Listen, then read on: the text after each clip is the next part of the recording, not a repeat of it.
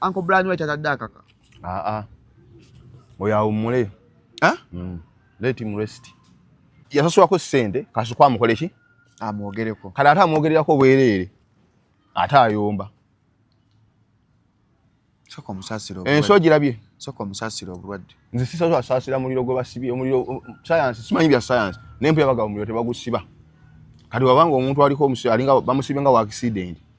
Basiba okunyweza gundi bakusako eki plus bakusiba nga obidde omuliro. Nze simanyi namwe namulabe nga bamusibye nga wa accident. Etaliko kisebi ntejo kiki. Anti ensi girabe. Yakwatanga sera kasweka sukwako leki. Amwogere. Kati na amwogererako bwerere. Yamusabira dde ekikumi. Nakata kyagala. Ali katayagala. Kati no weewunya dunia ya Mungu eyagala ki. Kati no bayige na abantu bonna bayige. Nti ensi eno giraba. Ensi ekyuka. Kati yakyukidde oyo. Yake tanata ku muntu afira na wuwe. Newe yandadde mwavu tasobola kutta muntu. Tewali amugambe nti yasse omuntu. Wabula yavuddeko okufa kwaki. Ng'ekyadde mu kibuga amannya agafulumidde kwe bagende olirira government mannya ate mala kubafiirwa ebintu. Government weetyo. Nagamba nti government z'abaddugavu ebiseera ebisinga mwe mulwanirira abanene ate. Gwe omwavu. Gwe alwanirira ataalina. Kati nalabye ono yaani ono omuwala mukazi. Anatalia Ozie. Nga mulaba akaabya akajanja. Mustafa, stop it. Ako kajanja. She was in pain. Ate pain ki? Shalom atu wabagamba. Hanyika factory. Anti kyegamba.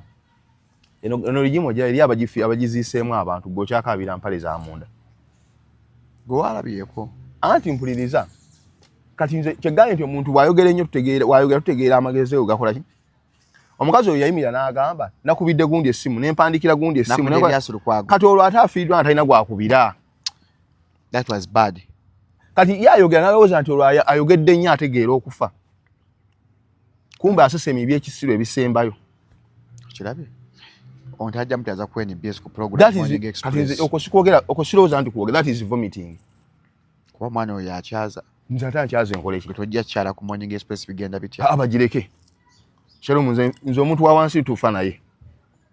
Kubanga gwokoze statement esimbayo okuba ey'ekisibo ennyo. Mbone nkubira gundi n'empandikira gundi. Kati afiiddwa atalina gwawandiikira. Yalagewa Uganda mwaji. Atenga bebasinga obungi. Kati Uganda mwajifuula nti alina gwawandiikira yafunamu. Gundi temutumanyira bana mwe ngotumya nogabo Katonda atandikirawo okumanyira Uganda. I know bulumi factory ya nika. Kuba she has been private. Nga taagala kulaga bantu mbwa ine mali ya. Tatubulira nti kati asirike. Shalom asirike. Yakaabi yaza kumunya. Yakaabi akajanja. Anatalia Ozie ali n'obulumi. Anti Shalom kankubule. Shalom kankubule kintu kimu. Oyo akaabi akajanja. Nze ne oyandifudde empale zonna ne ziggwawo. Empale zonna ne wezandiwedde Uganda yandibadde. Waliwo abagiziseemu abantu. Omanyi nti waliwo abantu abakoma okukola mu COVID. Abantu bangi bo balowooza mu ddagala lyaffe ery'obutonde okuva edda abantu bakozesanga nkola ya kizaala ggumba.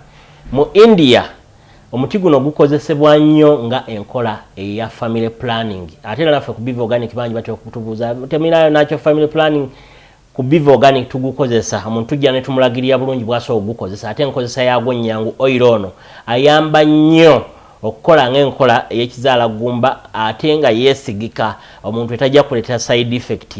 Era gwe omukyala ayina mugamba nkozeseza enkola endala ate ne zintiisa ni mutyono mulungi nnyo okukola nga birth control method ate eri reliable kubanga properties ze tezina bwe za affectinga reproductive system ate mbofu n'ebizimba ate ozibikira enseke ate akuyamba n'okukelenzinga oyagala okuddiramu okuconcevinga tekikutwalira na budde kuba kikola boss ku basajja n'abakyala okusobola okukola nga spermicide. Kati gwe munaffe abadde teekateeka babadde ayagala okuba n'enkola yonna munakyo therapies osobola okukozesa ebintu ebyo. Salamu alaikum. Agati nakalembe omusomi w'edduwa. Bw'oba wenyiye embeera embi yankusomere ku dduwa. Abali ebweru mirimu gigaanye papula zeesibye kino kyekyoto kwensabira omukisa kobe ng'odiriddawa wadde wenkusabira n'ofuna emikisa. Ky'oba olabanga abirira ebinyonyi ebitalina kyakulya naawe atalina mulimu jankusomere ku dduwa ofuna omukisa. ene ennyanja osira buli kimu ekisira ne kiba kikujjudde nekikasuka mu nnyanja nekikunta nekigenda nze Ajjati Nakalembe kambawo ennamba yange yeeno 075 375 temuddeeyo nemwebakira ebizibu mukoye ku nnamba yange eno. Are you ready for a celebration of a true living legend? On Saturday, November 15th, we celebrate 15 years of music greatness. Mickey Y, the stage king, the energy king, mentor of so many talents, a true living icon, will be live at Serena Hotel on Saturday, November 15th, 2025. Jagobe ongo mujulizi nga Mickey Y atambuza mu lugendo lwe olwa music okuva gye yatandikira. Tickets go for 100k early bird and 150k at the door, and a table of 8 at 3 million. This is more than a show. It's a celebration of greatness. Sponsored by Airtel, Sanyuka TV, Afromobile, Baba TV. Right now, Victoria University, Joystar, Norada Auto Parts, NE.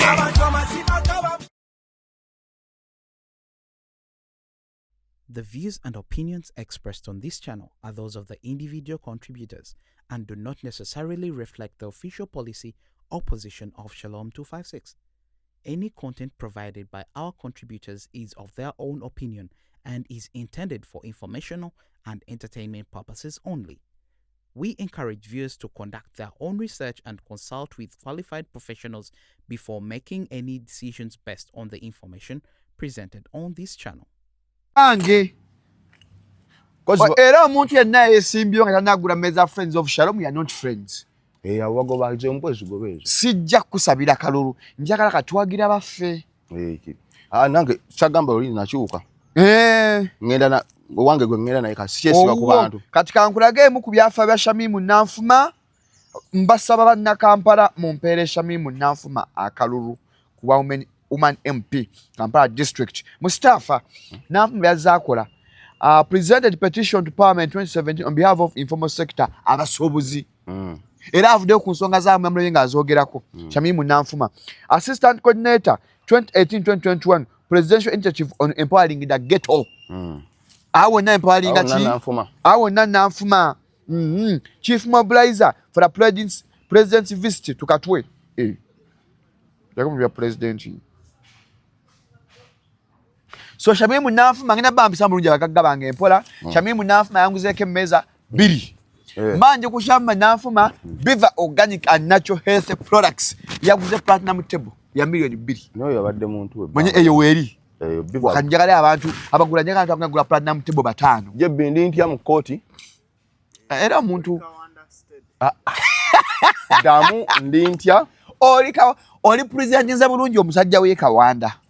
Omanyi Kawanda yalinga abasajja abakabi. Ngani? Bayononeka bukulu. Ngani gwe twawulirako. Ibanji bawizo basiwati. Because mwe masomera Kawanda.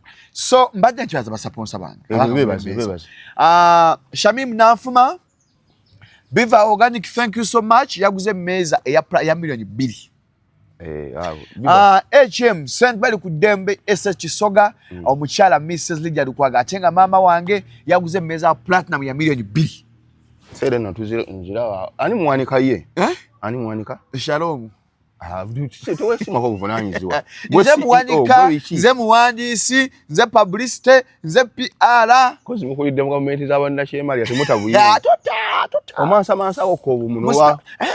Mustafa tolina kutabuyinza. Kitegeeza ogaba buwandiisi bokka. Ana abo simunya nze ogwa ngamba n'empandiika wano. So ennaku z'omwezi nje byansera squeeze back ate nga sheno yaffe. Nyo nabye show ne akazunga mu squeeze back 2. Ate me yagijeyo na mangu. Nagijayo omwana alwana anazaako bunaza. Jebbi mpa squeeze back buli dakiika 10. Anti mugambe nti mu kivulu naye mwali. Takimanyi. Jebbi mwoli mu kivulu officially mwoli. Takimanyi mu kivulu Jebbi. Jebbi buli dakiika ate Jebbi buli dakiika 8 onkubiremu suuti. Waka tugazibala. Buli dakiika 8 Jebbi njaga chakeo squeeze back a friends of Shalom Vulumula. Buli dakiika 8. Abantu abeere mutwe ebanyikire. Ladies and gentlemen, welcome Shalom 256 is happening. We're to Gamba, Kasho Chigambo it is happening. Bani mweba nyo, prayoza family of family sata basambata family tuli emitwalo esatu mugumu. That's 30,000. 31k. Esatu. lukumi satu lukumi bandi mwebale nnyo abascribinga ate mwanne abasaako ka notification mwebale abeera premiers affe bannanga embala bamukometinga ne president waffe akulira abaana abeera premier affe Rich Daniel Morgan musajja ali ewa akabi nnyo tandabangako simulabangako wena tubanye nga simanyi na face ngabaga kushamo ko tava wala ntaliwo sewanya na Jania abeera ga Mustafa kwe sivalo ya waffe omwana Samkola zolindawula ondawulo wa Facebook arange ekivulu kya Friends of Shalom for free abana so abame yani wa timu yaffe ya Friends of Shalom we are very few but effective group ya WhatsApp group ya bana ba die hard ba Shalom tebaga Shalom ngo bagala Shalom 256 anti nyaga okuya kisazi naye abantu bakwagala nina funna bakwagaza abantu tu atodde ono tufuma buvumi nakula kisazi Mustafa enyo figure marayo marayo kuba kwagala nete swa ku influence nga mulala a man is supposed to be like this anti chegamba kakule Mustafa a man you must be a little bit ugly ntegeera a man anti chegamba ba mungu oli mubibu you're supposed to be handsome ntegedde naye chegamba marayo kuba kwagala nete swa ku influence nga ate mulala it does nze njoga abogeza ne bagawulire nnyonza omwana alina ebigambo ebyamagezi afubutuka ebigambo ebizimbe gwanga ate nga bagamba amagezi tugenda tukuwa mawe eno shababu irwa mukaga bata mamwa and mba and mamwa show mba Shalom and sasa chakola ati imba and mamwa tufunye erinnya imba and mamwa show omwali nemba omulala ina mamwa kayoga tujwe erinnya ti Mustafa show shena kweza mwaka mulamba kweza nkagwa kusatu kijuwanga linnya tukyalinonya tukyalinonya tukyali ku probation tujja bange ogenda okuwandiisa ennya mushwafi nga wana aliwandiisa ddangali yalizuula ddala abo wemma n'owemba wamma nokisoboka saba otuuka wano ogenda okuwandiisa kampani tojjukira gundi Bobi wagenda wandiisa gundi ate power abaana kati beso omanyi ziringa frequencies za TV ezo tezikyaliyo baziradda kati onajjigula ku muntu kati olina kugula ku muntu bogendayo mu UCC amali witwaliyo nga gundi nyombi tembo nga je obulango bwa saha ngabujeyo yali abukolinze ofu bonna lwaji mbo twafulowenga procedure etya anti enjawulo naffe tusasire bwejjo otegeka butegesi okitegedde kulino mwetegese kati nga experience procedure yaki ndoze okutekayo obulango you have to first inform UCC Bayo, yes, wali babukolinzo free twali ku UCC ku Monday, was it Monday, Tuesday, around there. Kwe kuddamu okubuta. Wonanga boku radio TV bonna babujje babuganye. Banye tusasire lachwagala okusasira mukwano gwaffe big events. Mali ya mukwano gwange manya nkusabira nkulowozaako alla jabbi mala. Big yena kumamula baddi. Kudwa ya mudwa. Big wange bambi. Ali eyo so nakuzo mwezi nga 2 November tugamba lugogo ku Catch Over free 60 concert tuva lugogo kozo okujja ku Kevina tuva lugogo Kingsa ya soka after party eriawo after party eringa ate 2 mwezi katuje Kevina 15 November munongo nyinyi omwezi tujja back ku Sena Hotel wa Mickey Wine press conference ya lwa 2 bebaise tujja kubayo Mickey atukuba omuziki ompya n'omukadde buli agala Mickey Wine abaga Spada High School abaga Firebase mujja tumira omuziki ogwa kabi ogwa HM Mickey Wine Mustafa ugambo ucha asina tabu are you okay very weekend twabadde mbalala watabuse mbala watabuse waso kuba walungi jibazibidde abasajja soka tukumbanye tukubagize family ya Kibalama omukyala okufa bambi Kibalama omukyala yafudde engeri tategereka kufa bwe kutyo nti musinki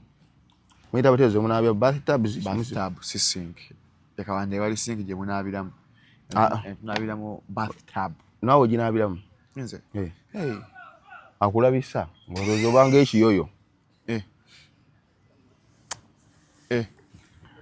okimanyi ekiyoyo what is ekiyoyo anti Luganda ebyo tobimanyi nabika binga ndi mu bathtub ekiyoyo babulabise bulungi nnyo kimera mugambye obone kane kanyawo weri kasitaga nti olabikanga ekiyoyo obo mazeyo omazi ba Mustafa ojja kula mu comment section obone kane kansigo wetendo bulungi obo maze banji waka amata bas kasito wango tudde Maria yansinga bukulu yaliwo Bukati chobo okola wetunulire nga kiyoyo. Ekiyoyo kyeki? Mbulira. Mbeera mu bathtub. Anti gaite akulabisa. Eno bali obukando. Wato yagala ebyamaswaga. Njagala nnyo ebintu bye. Manjukira ndi gumite. Eyegwe. Nze gumite. Nafunye ekigambo ekipya. Shalom gumite. Wewadde ebifiibwa. Kati mbawali bwent eno kakando. Kati ogenda okutu nakulabisa. Bukando mbuja Zubeda oba seconded candles. Zubeda abulinawo. Ku Gibbs Bridals. Kati Zubeda era naye ate yenkaniranga kando. Aka nkusikuliremu ku lutalo. Mustafa nedda. Kandu kutereyo. Tubadde kuti omukyala ng'afanana by'abaana bambi. Abaana basatu. I saw 2 kids, a boy and a girl. Ndowooza around there. I stand to be corrected. Taata bwe tamanyi gy'ali, omulamu oba yafa. Kati nno byatabuseemu. Omwana taata taliiwo, ne maama akoze eki? Afudde. Kati abo bayolekera enfuuzi. Taata tannakonfamingibwa. Anti kati omuntu kasitaba amala ebbanga kati kubayita okuzaawa. Yazaawa. Omuntu azaaye ataliiko ntaana. Naye nga tetaliiwo. Aye kaffe nga agamba yazaayira bannange gye ndigenda.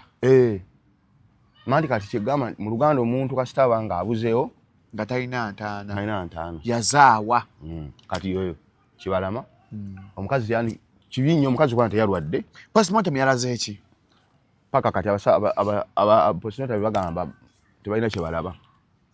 Naye nga yafudde. Simanya awo kisiri awo. Tubasaasirako nnyo. Eno abantu bafa, eno poliisi evaayo ekwata abazzi b'emisango. Nge bamanyi n'amannya. Baluwa. Egamba yakutte. Bujjo abanoonyerezaako. Aba criminals. Poliisi yanneewunyisizza nnyo. Nojja okukwata omuntu akofendinze nga gwe weebisse. Ate nga yera yakusobola yali teyekoze eki? Teyeebisse face. Anti ebyo byonna kyekiraga nno kyokola kikyamu.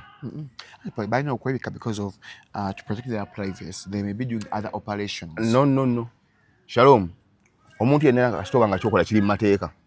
Ki ekiba kikwekwesa? Anti bano abazze okukwata omusango si be bazizzaako omusango. Ontegedde bulungi? Abasirikale abazze okukwata si be baakuba. Baakuba baani? Baakuba balala. Mpozi nga bo baakuba. Anti as gundi police spokesperson wagamba. Bo baakubwa. Anti ye omwogezi wa police wakola ki? Bwagamba. Kati leta assume nti kale baakubwa. Kati bano abazze okukwata. Ate si be baakuba. Kati bano babadde beebikira ki? Police nakizibwa kwasa nga abalina arrest warrant ekwa. We understand. Yes. Naye kati bano anti n'omusirikale azze okukwata alina okweyanjulira. Nanti ekibe ebissa. Moso amawulire gabadde. Was that a black operation? To protect their identity. Lwaki? Ayinza obba agenda kujja kukwata mu kamera agende ku kyalo oyinza obba nga nambega nagamanyi nti mbega. Ositegeera kati amulese mu film. Ekiyinza okuliviringa identity ye. Anti was that a black operation? I can't tell because I don't work in police. Anti kati kyetugamba owa police amateeka gatugamba nti kyalo omuntu abazze okukwata akweyanjulire. Amateeka? Yes. Do we follow amateeka in Uganda? Kyali kati kyetwebuuza. Ate naawe obuuza nze. Buuza omwogezi wa poliisi. Wajala tugende ntambe onjagala okere ku macha Mustafa nga tukuwadde award ya analyst of the year nga you worth it. Andi kyengamba. Sikwa bagayi twakuwadde mu. Andi kyengamba Shalom. Bobanga teeka litugamba tuwa poliisi wajja okukwata akweyanjulire. I'm so and so from this and this nkunonye. We may have under which circumstances. Yes. May wayinza obba tugambe people striking. I don't expect that people ajja kujja kuyanjulire again nze kalema beka nze kukwata wekalakasa. They are going to just grab you. I think it depends on prevailing circumstances. Mu case eyo poliisi omwogezi wa poliisi nze gwe nkotinga agamba nti be bakutte abadde babamanyi. Gwokazi tabadde kyetaagisa obbano na mu public awo. Ati weka bafunye chance olalo wakuweera. Bagge babajja babalondoola. Era nga babakola ki? Babamanyi. Kyabadde kyetaagisa okubambula n'osindika ate omusajja akwate omukazi. Nalabye omukyala gwe bayambudde amabere ne amabere gali ki? That was so inhuman. It was bad. But regime eba bweti. nti buli wali akwago tomanyi byafaayo binsomese wali njagala osomako ku byafaayo bya Burkina Faso kuzo sangi eri West Africa oba North Africa West Burkina Faso eri West tabiri mu North mu West kati mpaka nyomanyo batomanyi West Africa aliyo Ghana Nigeria wachaka bushira kajeri kati sagala kati nyumiza kati akiri ya Burkina Faso nkugamba gundi Thomas Sankara nga bamutta ona alina akakofira yali wa Burkina Faso kati abo bozi ntegedde kakati yamutta yali mukwano gwe nnyo Blaise Compaoré naye Blaise Compaoré agenda okutta Sankara yali bamutta mutoyi was not even 35 naye had made wonders wali omusingo obukulu oyafira let us assume we are not assuming it's the reality confirm as my parent confirming nga tugende mu maaso oli myaka na I'm sick anti confirming nga tugende mu maaso I've confirmed nkale nga gundi Blaise Compaoré agenda okuttani Sankara Blaise Compaoré nga ayagala kufuga nene kati saazo tali mu muki mu gwanga kati soba nabasajja nze kyembewunyako kimu tosobola kusindika poliisi erina abasikala abakyala naye it's a bit embarrassing and humiliating okukwata omukazi bamwambule we batyo omukazi talina maanyi efanyi yadde leka bubi banaye byalabisiza bubi nnyo tetugana kukwata muntu ng'alina omusango naye measures z'okozesa zituleetera okulaga nti n'ogwokwata talina muki musango you may even be sided yes kubanga biased, you already have a side you're taking kubanga ekyamazima kati kankubuleko Shalom poliisi eyo giraba poliisi esookukwata kwabo bonna bonna esookukwatako omuntu omu bonna ne bamalayo okimanyi nti agamanyi gayina buli we agalayo kutwata ono katukwata ono agenda tutulaga ewaani Olivia Lutaya bamukuteera ogwo bambi Olivia Lutaya abadde yakavaayo era kati bamuzizaayo ate mu mbeera embi ennyo kati poliisi kyetugigamba nti waba balina omusango Shalom poliisi erina obusobozi obukwata omuntu omu nekwata chain yonna okitegedde ebulina naye kati okujja mu bantu mu public ye lwaki obalinda mbalala nga even ondewe babaddewo balina gye basula wabadde olina chance wakwata muki ate nojja nobakwata mu mbeera embi kiraga nno kuba embooko zaaki nyina gwe nalabyawo omusajja bye nnyo nga bakuba embooko zino batuuni ne bakuba mutta Bobi Wine ngagezaako bagamako nga bawulira waliwo omusajja mukiibi mukiibi afuuse mukiibi mu kalulu sitegeera mukiibi kozi poliisi terina nsalo ono akola Uganda yonna kubanga mukiibi alinga agamba nti bamukwasa campaign zino obujafunye akavidiyo ka mukiibi producer ono akafunye kateekeyo kuba Bobby amugamba oli muganda mukiibi aba warugave mukiibi muno president mukiibi muno ogenda kwejusa ebintu byokola kwe kasajja kwake dira olugave mugenda kyejusa mukiibi yuno bakozesa mwe goli slave goli house negro house slave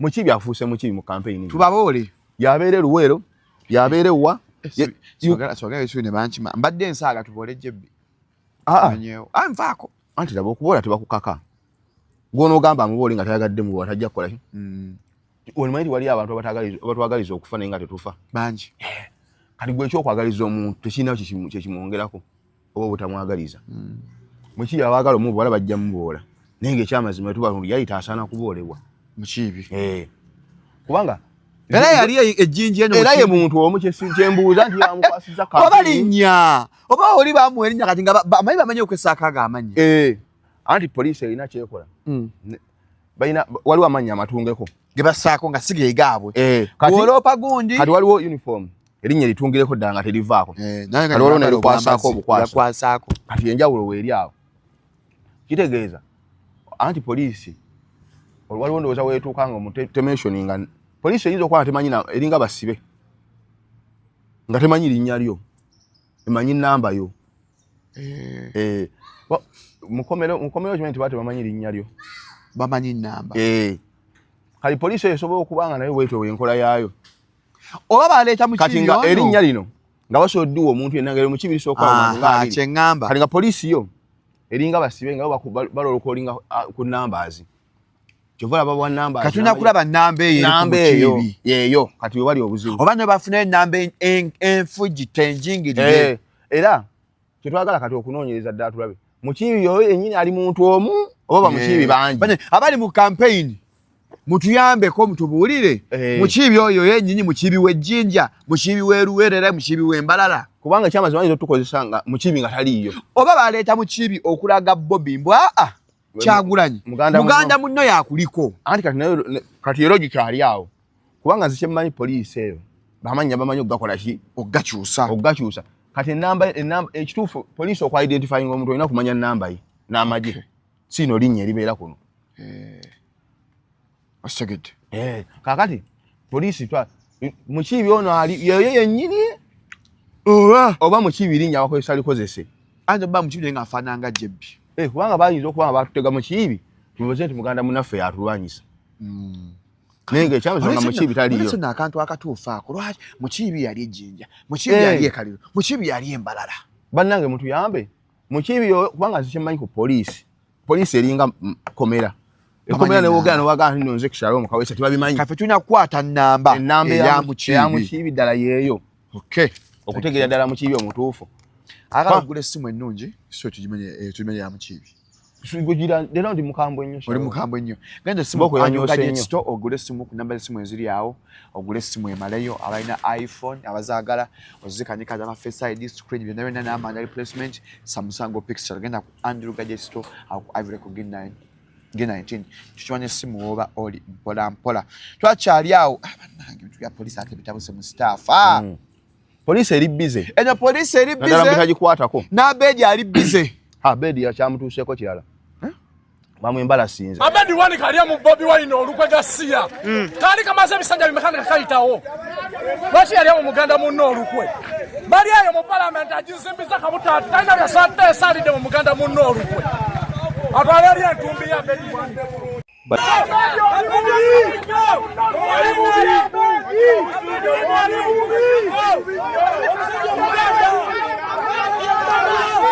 Abedi Wani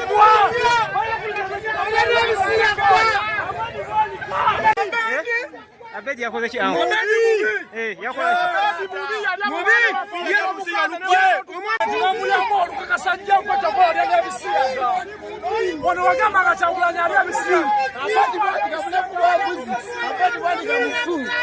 Kavidio mukabi abantu baffe producer akabawadde Abedi Bwanika bamanyi bantu bamuti muntu w'abantu omuntu wa watu Shalom nagamba Abedi Bwanika mpuuga balina kagulupu kaabwe awo yaliwo no Segona ensi yabajjamu obwesige naye ofuna chance yatugambye n'oba oyogera mu kulota era oyogera ku kati mpuuga njiddemuwa anti kiriki yemu eyo Shalom bagobye empuuga bagobye Abedi anti labayo Mustafa wala na mpuuga mwagala nnyo Mustafa Antoine mu Uganda bemmanyi buli ofuna chance bayisaawo president wa FUFA imamu w'Obuisiraamu ne wa Kampala mukadde aya tumanye kyamu Robert Mao kwesiba kuba ababbe ekibanta kwesiba ku bantu anti logo nokwala Shalom ngera bonna bendiko bezinze ku bantu tebabavaako omanyi wali abantu abalowooza nti bawuninga constituency mbuyange constituency naye nga n'agiga nti ye naye yagulamu buguzi Kayumba tebamuzaala awo n'agaana okugenda owuninga gye bamuziika naye siba ka constituency bangi nga ye amanyi constituency waba taliiwo teriiwo ng'agulamu ennyumba bifo kyo kiikirira abantu eri gye bamuziika gy'aba agenda awogganira najja awogganira no gye yagula akayumba ate most cases baba tebasula nayo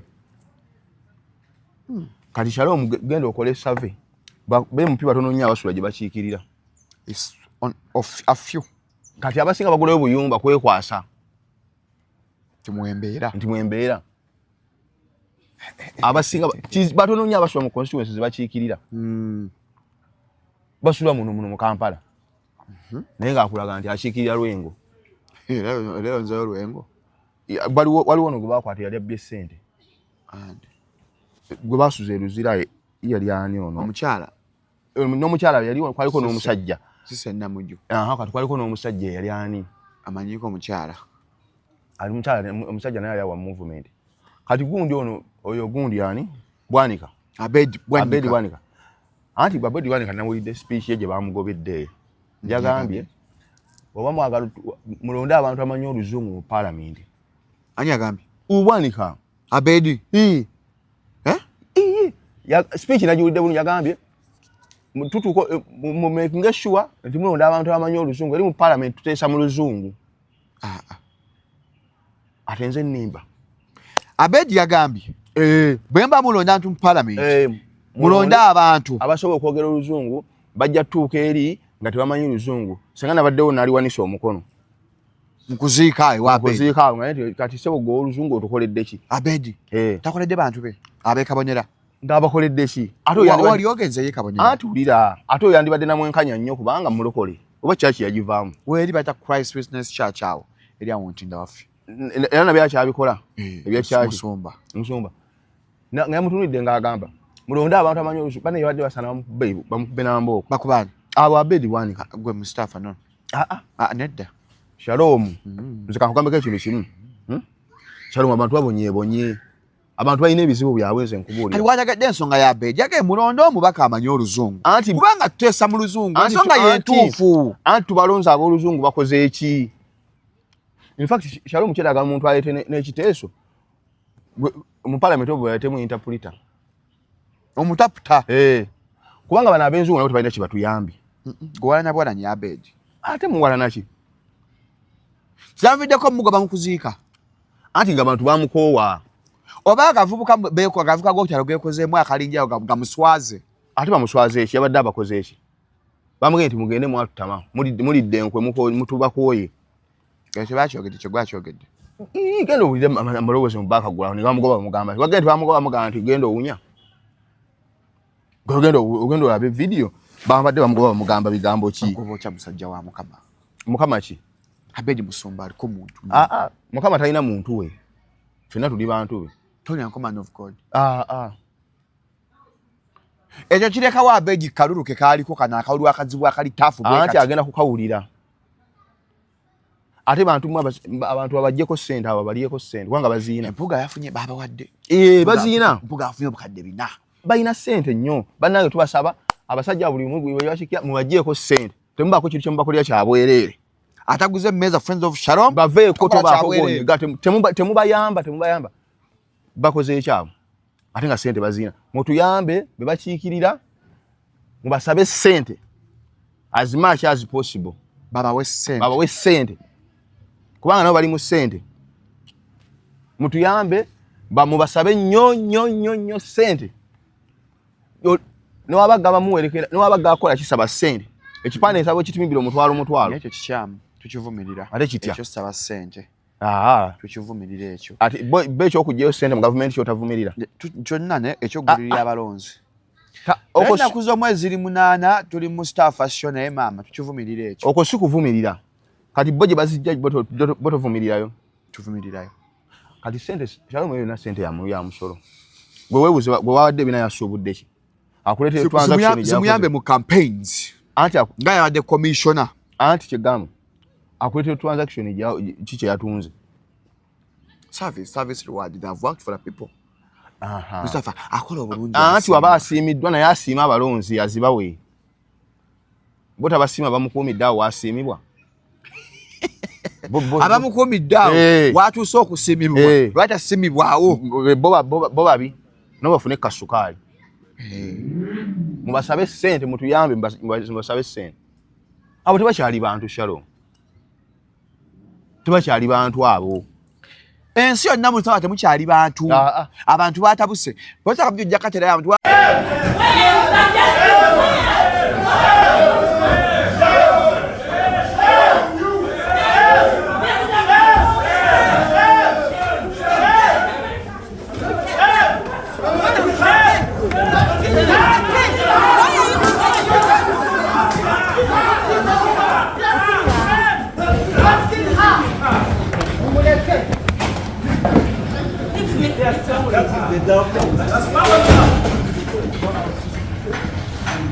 Why are you doing this?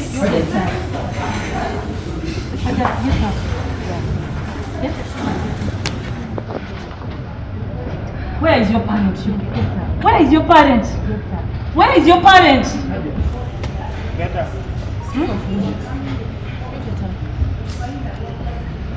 Leave me. Get her.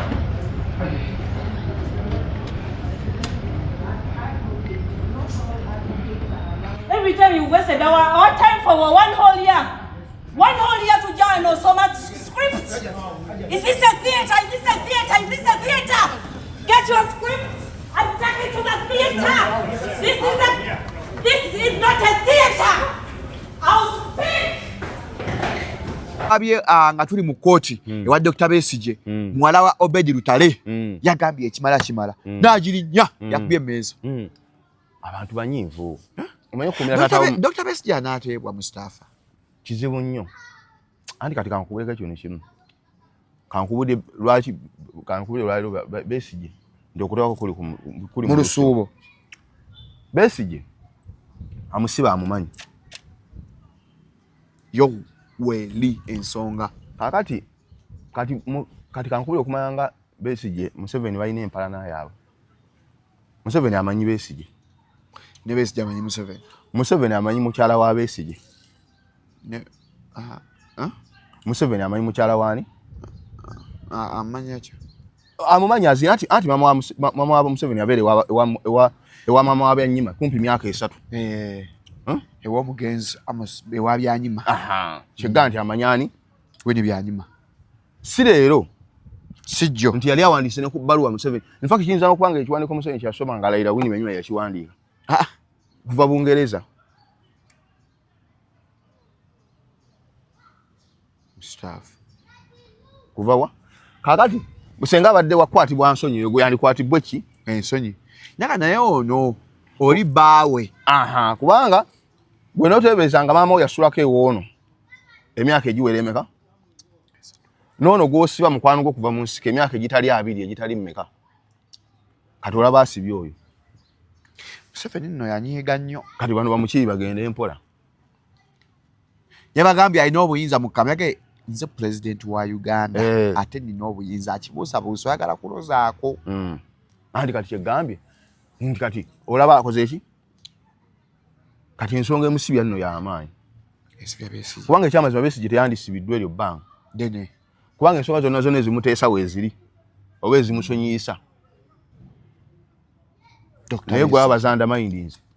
Bamugamba osaaga beeze togafuna kantu konna. Kati olaba zikoze eki? Kubanga bo bamanyiganye. Musajja yannuma maani banaye nga ali mu kkomera. Ate gye emyaka kati noono Obedi gwe baako Obedi Lutale. Tata wa Shakira. Egyo emyaka teginyuma kubeera mu kkomera. Egya Besigye. Egyo emyaka omuntu aba mu retirement. Naye nno Museveni mulabye avuze Besigye opa ku retirement.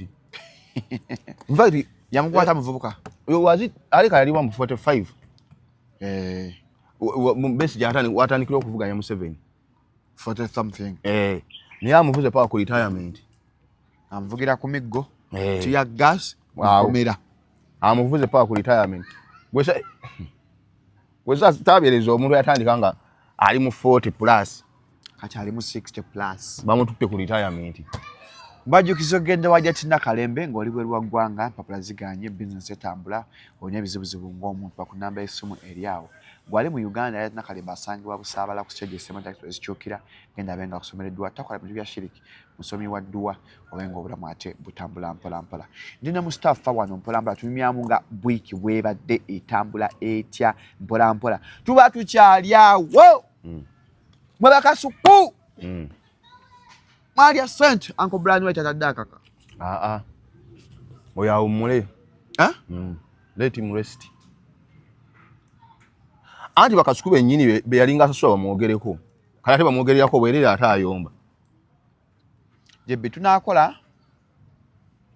Safa kwogera ku Bryan wait muri mu mboozi. Nti fucho kwata obuntu obuteeke. Gwe teweewuunya. Oli mu bwama. Yasosobako ssente kasukwa amukole ki? Amwogereko. Kale ate amwogererako bwerere. Ate ayomba. Soko musasiro. Enso girabye. Soko musasiro obulwadde. Nze sisazo asasira muliro gwe basibye omuliro science simanyi bya science. Nempe yabaga omuliro tebagusiba.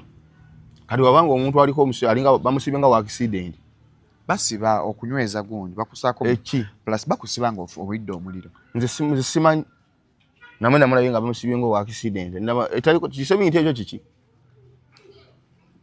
anti ensi girabe yakwatanga sera kasweka sukwako leki amwogere kati namwogererako bwerere yamusabira de ekikumi nakata kyagala ali katayagala kati no wewunya dunia ya Mungu yagala ki kati no bayige nawe n'abantu bonna bayige nti ensi eno giraba ensi ekyuka kati yakyukidde oyo yake tanata ku muntu afira nawe nawe yandadde mwavu tasobola kutta muntu tewali amugambe nti yasse omuntu wabula yavuddeko okufa kwaki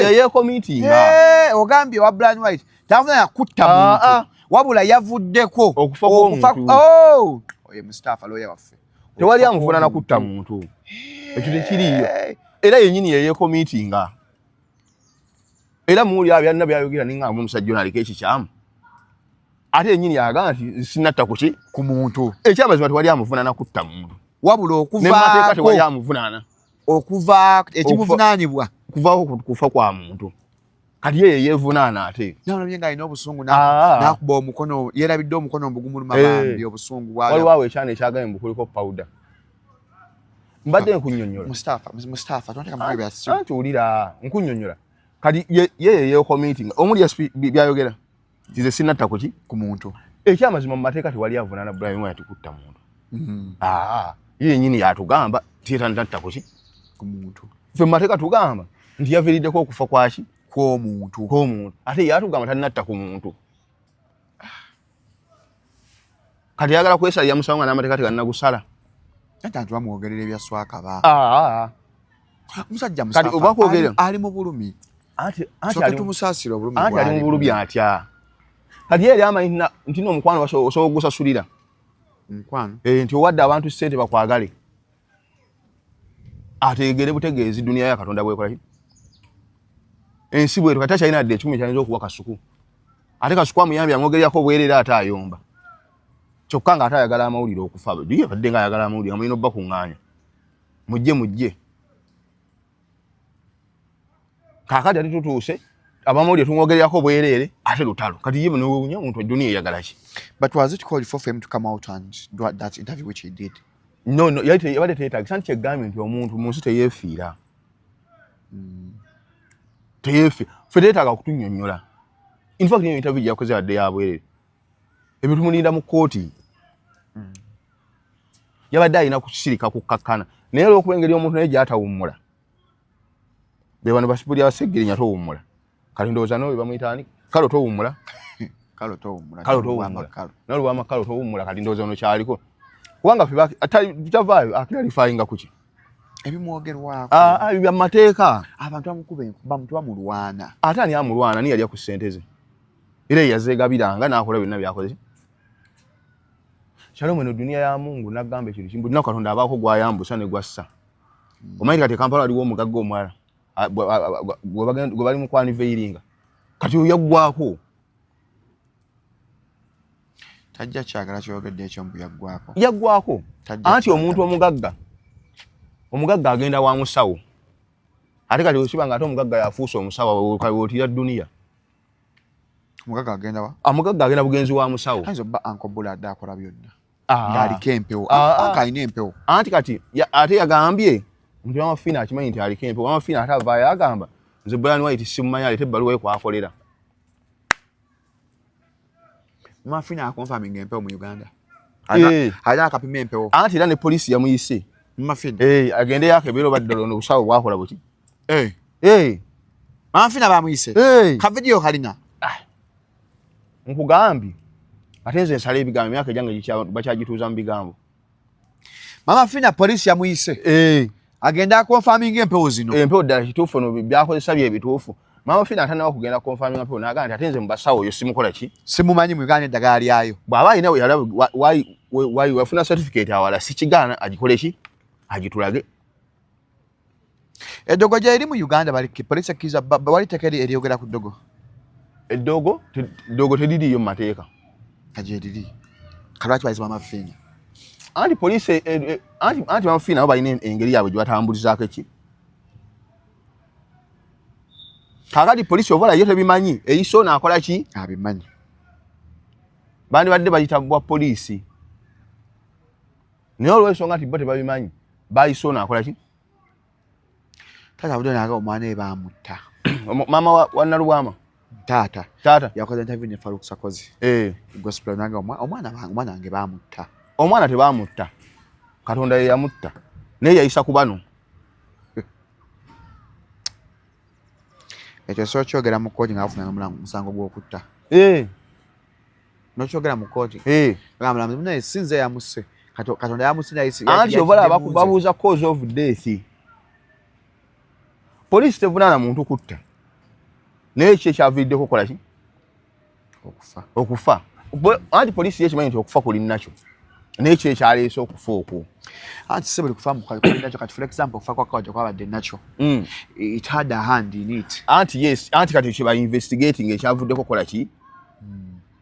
Okufa kwe. Nti bo poliisi ekimanyi nti omuntu alina okufa. Naye tebaagala ate gwe weetabe mu kufa kwe. Wadde alina okufa.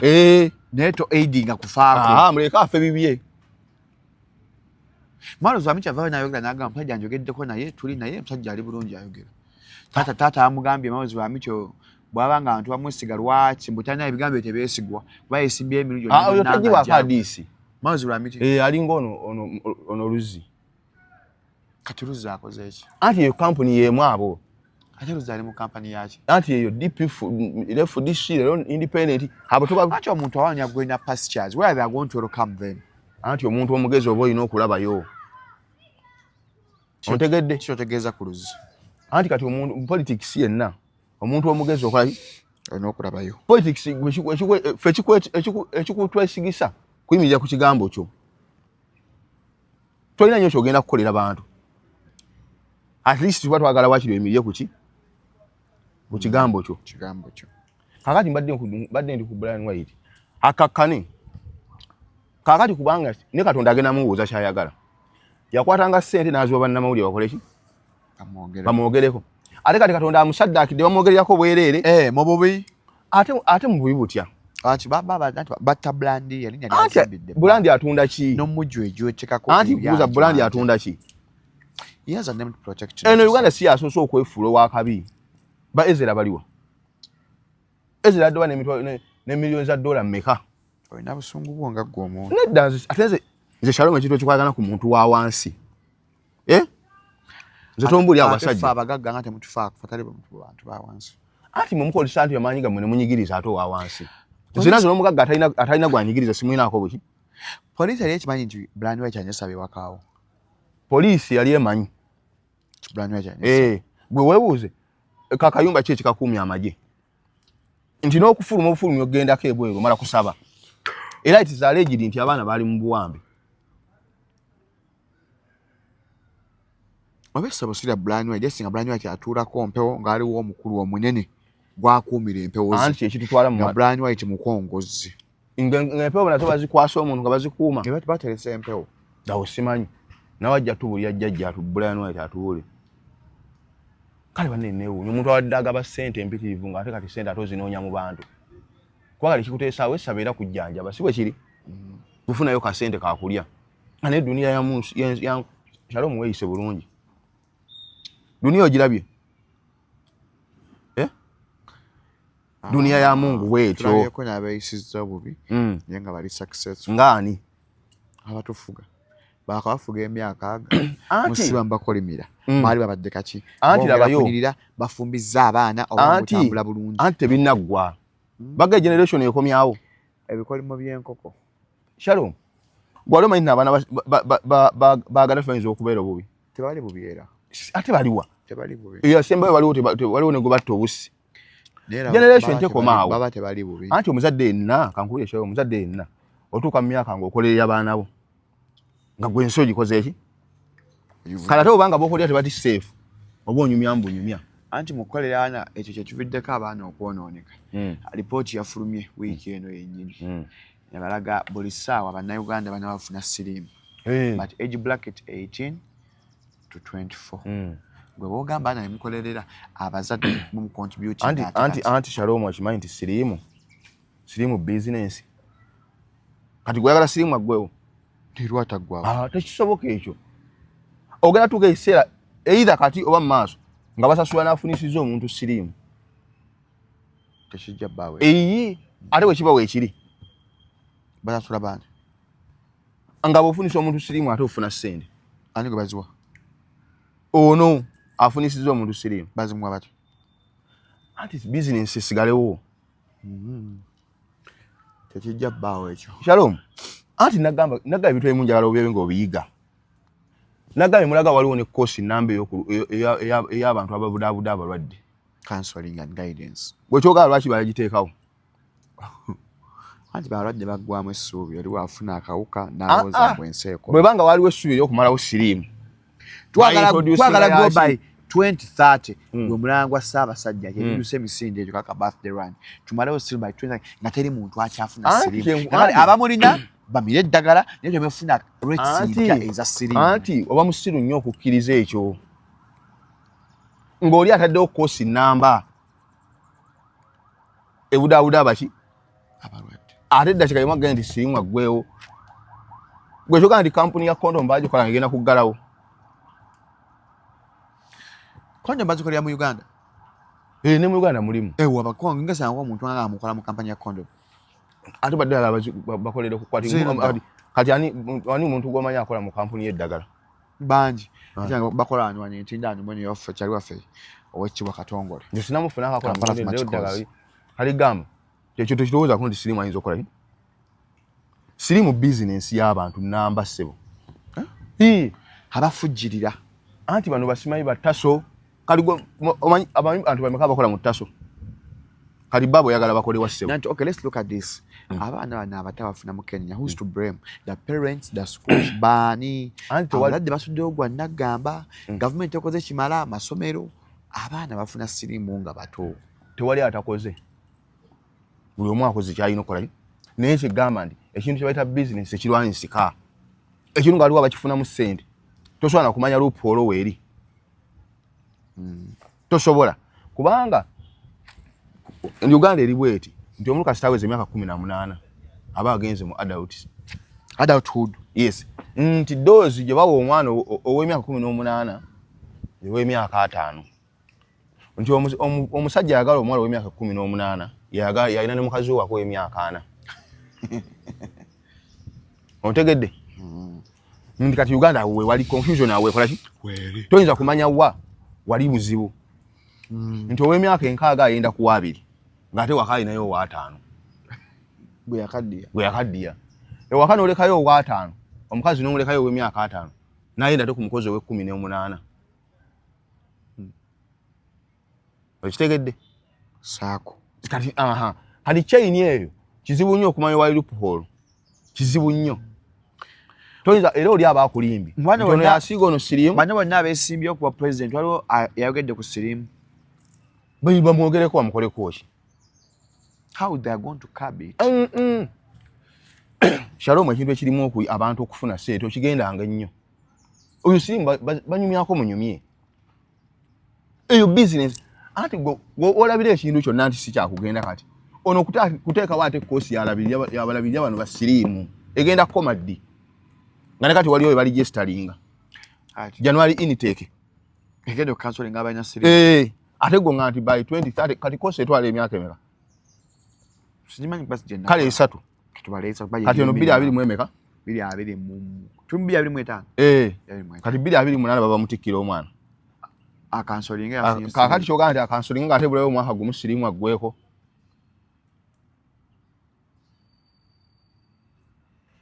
oba ono asomera bwereere toza naffe tulaga gidde obulamu bwaffe naddala kati abavubuka lemitokos obudabo abavubuka abasinga lawundi esooka bambala eyokubiri ne bajjako anti siriimu bakebeza maaso kati siriimu omulaba siriimu ng'oyagala omugaapi ng'olina tandikira eri mwenge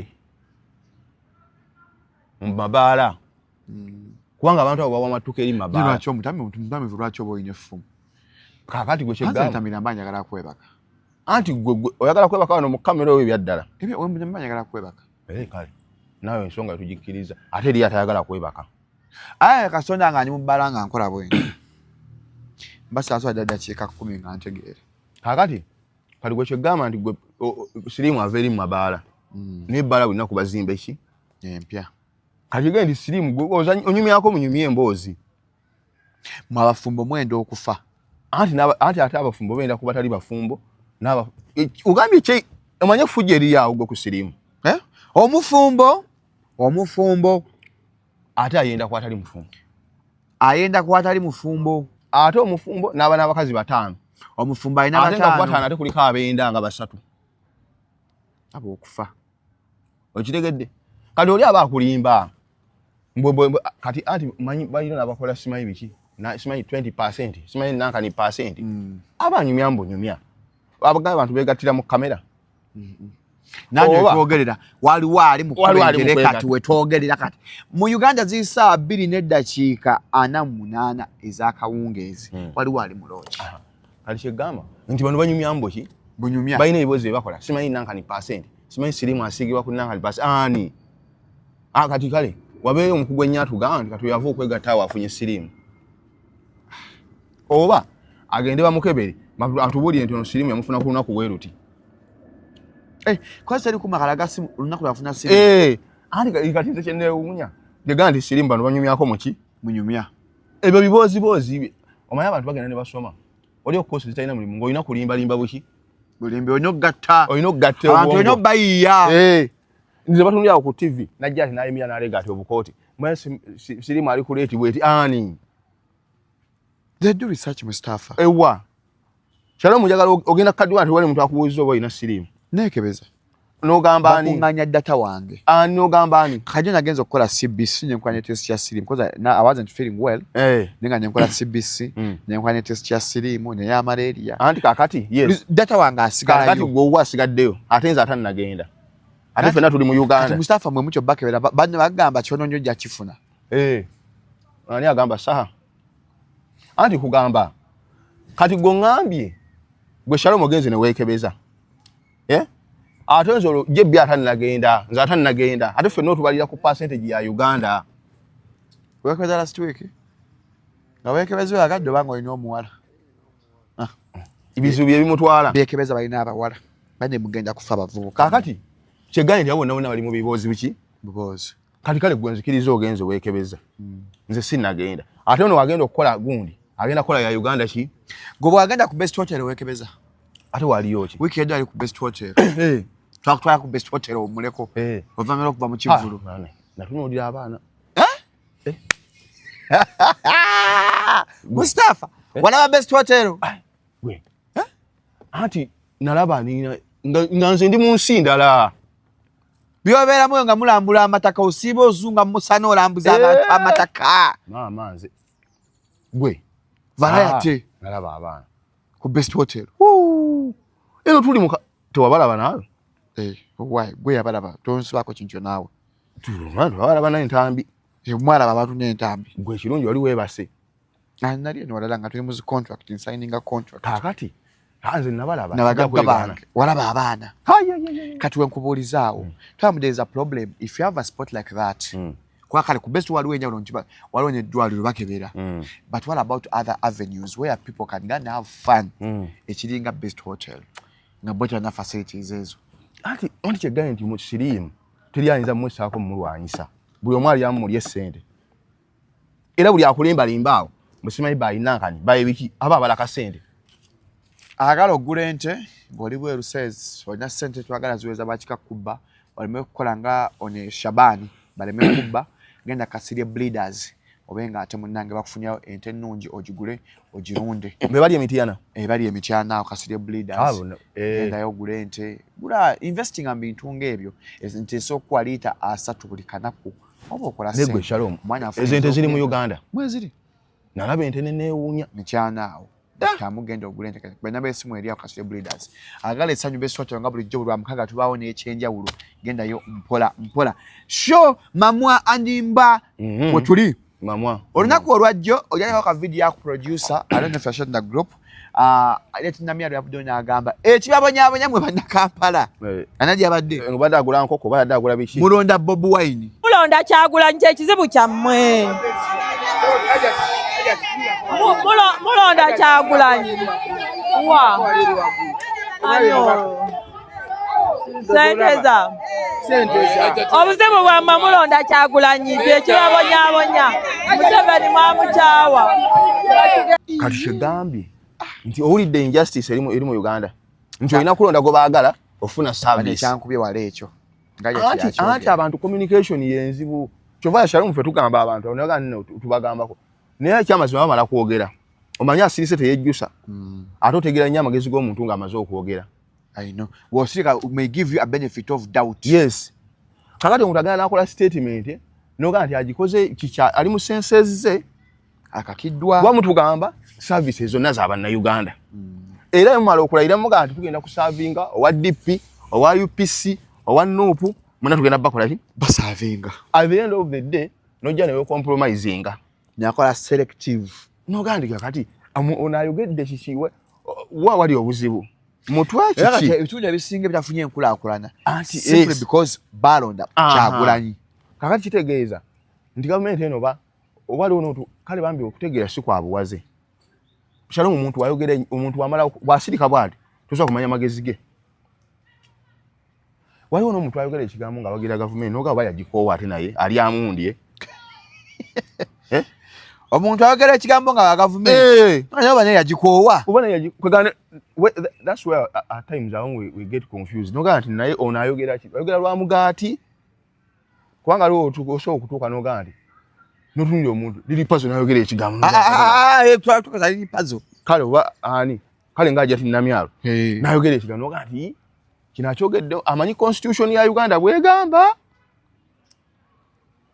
kikyati kubyonna wali obuzibu ali awo kasente kagenda byayogera amanyi kye bitegeeza so binterpretinga mwana gwe fe twakola litwicha maka story abikula omwa wati tumanyirawo olino kwaya kinamyalo waliwo omusajja omulala police ojjako ka video yako hata kinamyalo naki nalo okay amanya nedoboozi n'abasa Alex CEO wa Tonta Uganda yonna eyakkiriza nenga nti Katonda wange ye Muzeyi Museveni oba mukiwakanya mwe mumanyi naye nze Katonda wange ndi musanyufu nnyo olw'omuntu anyumiriddeko wano yavudde n'agamba seekwekereza President Museveni ye Katonda wange kakati n'ekyo ebyo ebintu ebyekisiro biraba Kenya ebyagisako wa musajja wa professor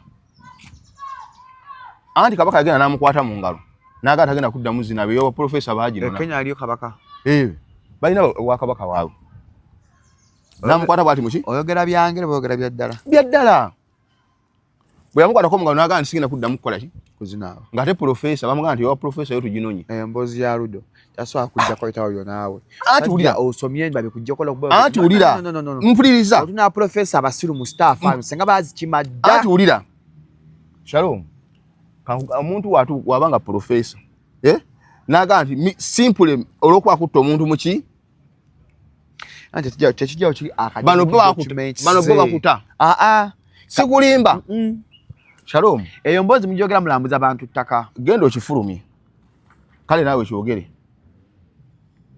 totegeera nnyo naye naawe kikole ki bantu abyoga bujjo naawe kati oli yagambye nti ani Katonda we President Museveni ye Katonda we ani kati we mubategeera era naawe otandika omugende mpaka naawe olaba naawe okirabye ku buto bw'oliko naawe watidde engamba Shalom munno sente eno munnange twaggwamu ensaba anti woba tofuze mugaati muntu n'otuuka ku sseri okwatuza ebigambo n'otya ate wabisigalako ku likodi ate nno ng'oyalina n'abaana President Museveni ye Katonda wange abo abazungu kye bayita buleedi omugaati oli asooka okwogera ebinoga kiki kino I was shocked ate kati nkaseera ka campaign ogenda wulira ebigambo abantu anti kati wali ababala emirimu wali ababala abululu kati wali ababala royalty nga ye sente azina ngayagala kukuma bintu bye kampagire muzeyi nkume mali yange njogere buli kitajja owa inaku zino gundi alinamu engeri gyakyuseemu gashumba Frank namakulu era tanafuna makulu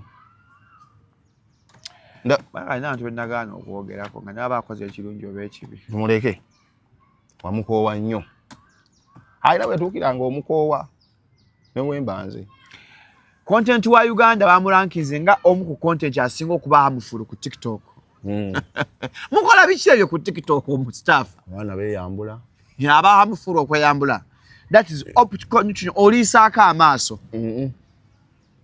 abaana naye Shalom nze nagendeyako gundi TikTok ye Kenya mune TikTok ye Kenya yanjawulo ku yaffe si kulimba Shalom content ali ku TikTok pages e Kenya abantu be Kenya mulala nnyo alina njawulo ki Mustafa wafu wa kisiru nnyo ono wafu wa kisiru nnyo nno nga wewulira nnyo ati kati gwe Shalom ekikulu oyagala nnyo banna Uganda ate nze nabakyawa abamu wotumya pages abana Kenya n'ebintu bye boogera byanjawulo nnyo kono teri ekirungi oli content creator ne ku TikTok obaako gwakola content lwaki oza content waffe ali harmful compared to other countries ati nawe omulaba engeri abaana gye bamukolamu baana bawemula ate kati amuzungu amenyimbo naawemula lwaki oza basobola okuyima mu lujja mike ennyimba ne zituuka eno kati ensi eri global mpulira musimu omulimu ne butranslator kati emanya ekyambo naawemudde anti egaye nti erina ne translator kati TikTok kyamanya ebigambo by'Oluganda ebiwemula anti ye bikyusa omanyi Oluganda bwetutuuka okudda mu luzungu ekyafudde content waffe ndowooza okuba amufulu ono omukyala yafumbanga ispraise YouTube channel yange yafumbanga emmere n'afumba abakroni ateekamu embwa n'akola beebo anti egaye nti bakola ebintu yo amufulu content ate munange page z'abalala ate zo ku page z'abo tebazijjayo bana basiba bayomba oli nalangira oli bano deshikalisa mwe mukola content ali hamufulu asiba ku live 12 buli ku match up n'ekyo paka abaako nze namwewuunya abo abaana balina omutima yoyo content gwe togerako deshikalisa ali hamufulu gwe kyalo nze neewuunya abaana abwe bo bakola ddi Mcha abakola olwo ezambali abakola deshikalisa alwo abali ku mulimu naye amaaso tegabaluma amanyi okuva ku nayika kabeevuma yenagaana anaaba waliwo otuukawo ng'olutalo lukumye ono oli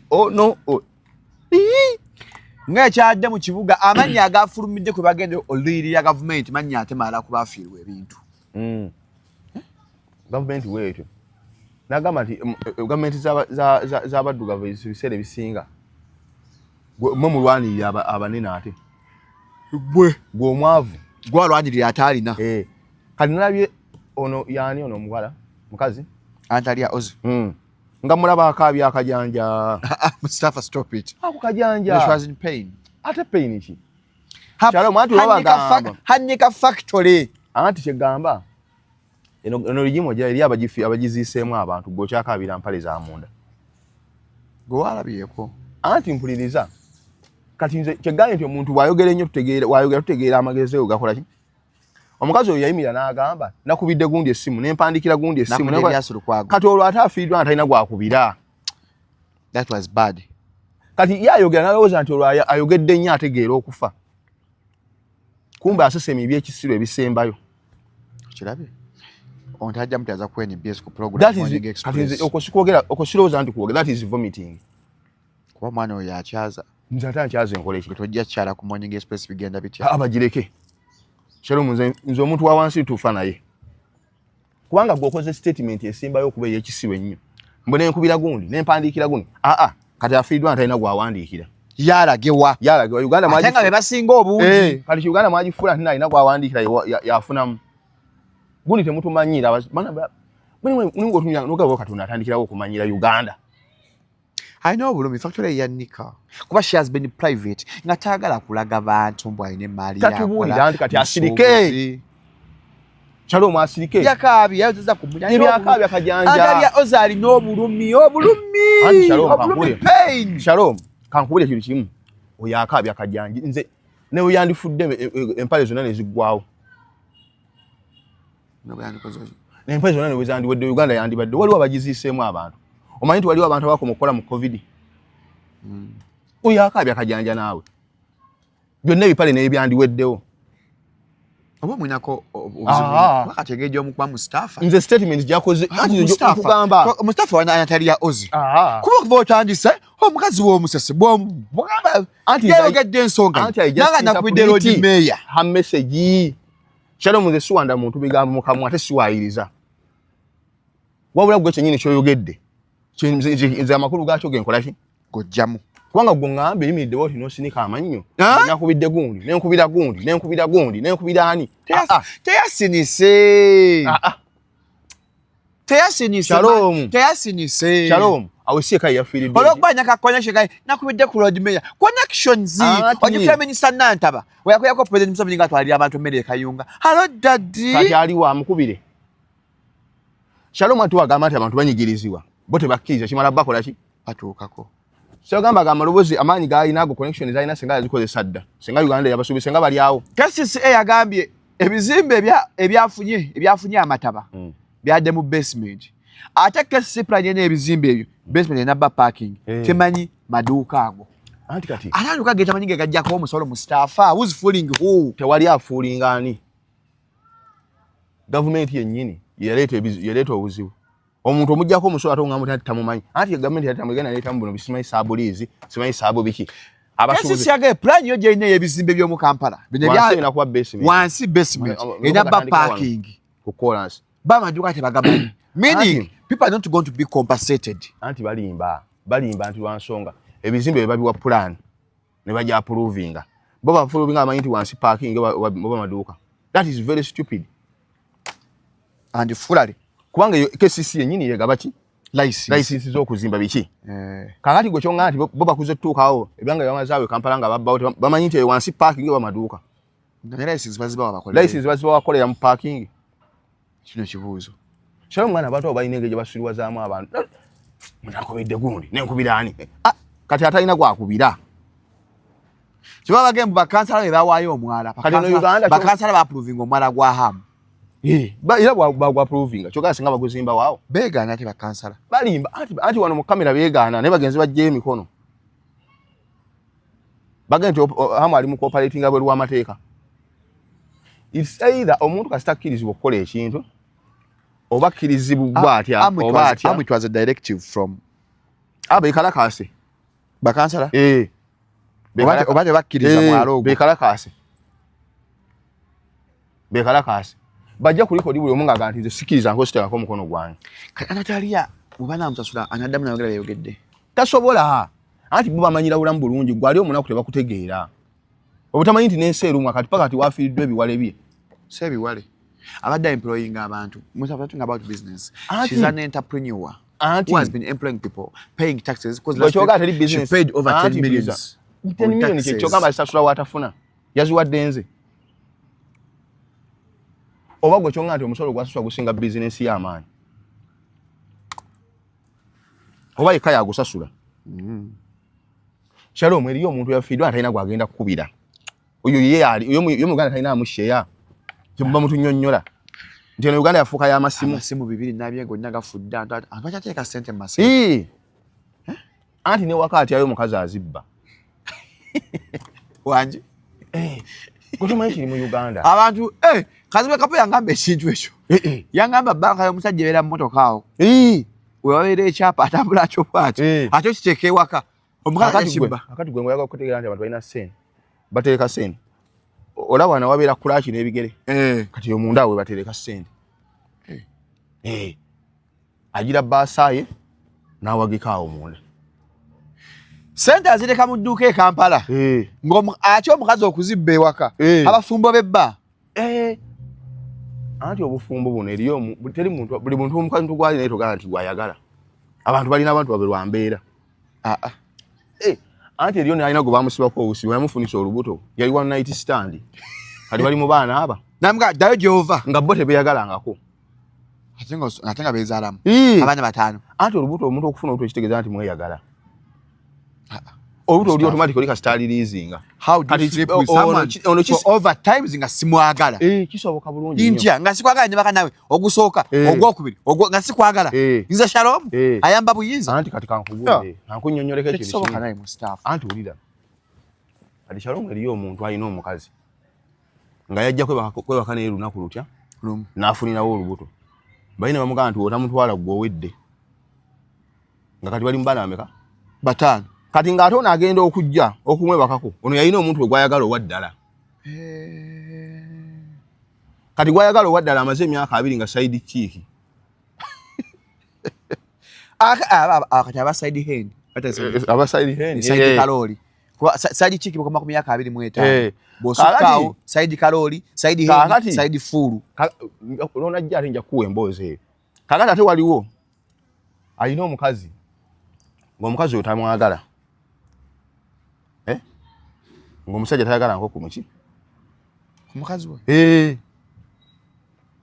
Ate nga mwebaka mwenna. Anti kati eriyo ate negwe Shalom nja kujja nkuwa emboozi. Eriyo ate eyekyanga n'omukazi n'omusajja. N'avaawe waka. Emboozi eddako obufumbo. Tulaji kola ajuza kumanje nga tuli kugunje. Kakati obufumbo Mustafa abulese. Kakati kati waliwo kati kankubulira ono. Kati waliwo omuntu alina omukazi nga yali waka. N'anoba. Kati ono n'awasa omulala. Ate ono abadde omukazi n'afuuka side chick. N'akomawo. Anti yagenda okudda nga wataddewo muki. Kanaafuuka side chick. Ayina dda mu side chick. Yali official be. Kati side chick. Kati side chick. Awo nabo weebali. Nga yanobamu ono n'awasa omuki. Ano byemu anyiiza agenda okudda. Ng'ate batuuzizaawo muki. Ate ngo ne bamwe nga tebasobola mugoba. Basobola kugobebwa. Kakati abadde alagira. Ate n'atandika kulagirira eri mu muzigo. Abo nabo weebali. Eno group tugiina. Mu Kampala wano. Mpitirivu nnyo. Ng'eyali ow'omumaka.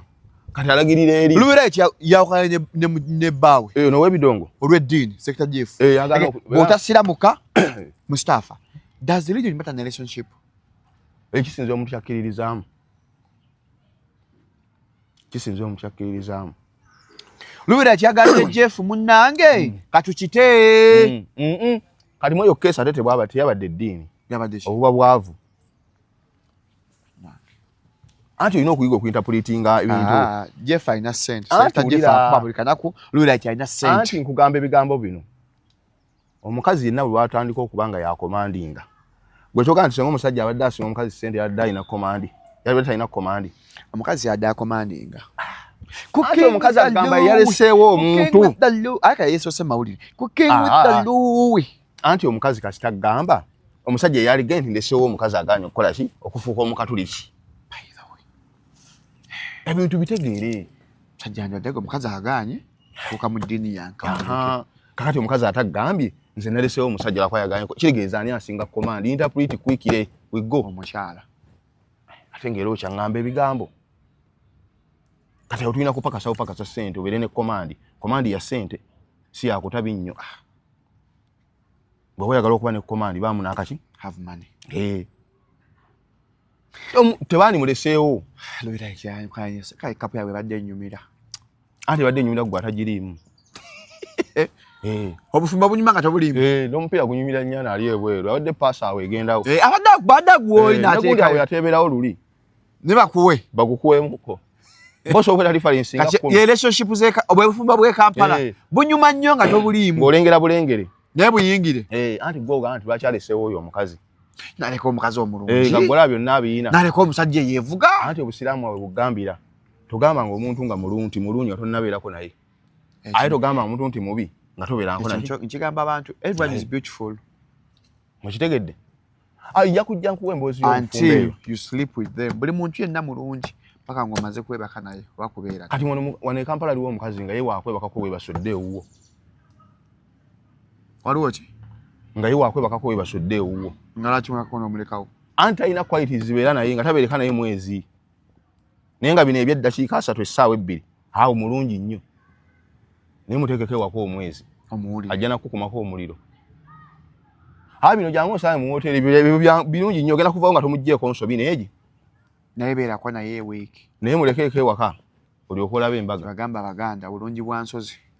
okulabira wala anja kuwa emboozi y'obufumbo Shalom ojja kugiwulira weekend ennaku z'omwezi nga 29 gye bbiri dakiika 8 squeeze back ebeeyo nkoye okunziba naawe show girimu nga 29 November tuna Friends of Shalom Vulumula mperekeddwako Mustafa waali buli muntu yenna yali ku Shalom 256 agenda baawo tugenda kulya tugenda kunywa emmeeza milioni 2 kuliko embuzi namba ku mmeeza milioni 2 kuliko embuzi namba emmeeza kuliko embuzi 2 emmoza ziri 2 ono ogulayo nenda abanga kwemula kuliko embuzi namba ku mmeeza ya milioni 2 milioni emu kuliko echupa ya wine kuliko echupa bottle kuliko crate ya beer kuliko omukyalo kuva ku best hotel balaba kuliko lita 5 y'obutunda ku milioni emu okwo kuliko buli agao tulako kuliko enkoko namba enkoko namba kati ani yalunde enkoko awo mukwano gwe era waliwo era kimugatta era nalina enkoko zange na family enkoko benagera kuva mu farm so buli nakomemba atamama yaziryako magi emitwalo 2 VIP ya mitwalo 2 Friends of Shalom emitwalo 2 alina kochi anako enkoko namba enkoko ya mmeka wena moya akasanvu enkoko ennene alinako ebottle eya wine ku mitwalo 2 muntu bawadde buyi abantu Friends of Shalom atwagala kufunamu just ntata abantu baffe friends ndaba sene zo bana bagenda kuba baziridde bantu baffe so mujenga 29 abagala okulanga naffe otuwa obulango 0705 27 1973 silanga musawo muganda gotokuba musibe bulungi musule bulungi abakubiye omupiira Allah bwageze tugezeeko enkya ku Sunday abaka papula mumanye ekyokola